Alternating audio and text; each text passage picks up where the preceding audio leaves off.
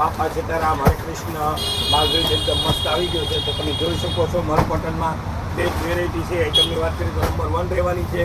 Colour ડિઝાઇનની વાત કરીએ તો કલર ડિઝાઇન એકદમ મસ્ત આવી ગયા છે. તમે જોઈ શકો છો બેસ્ટ વેરાયટી આઈટમની વાત કરીએ તો નંબર 1 રહેવાની છે. કલર ડિઝાઇનની વાત કરીએ તો કલર ડિઝાઇન એકદમ મસ્ત આવશે. તમે જોઈ શકો છો સિકો ટેસ્ટમાં આવી ગઈ છે.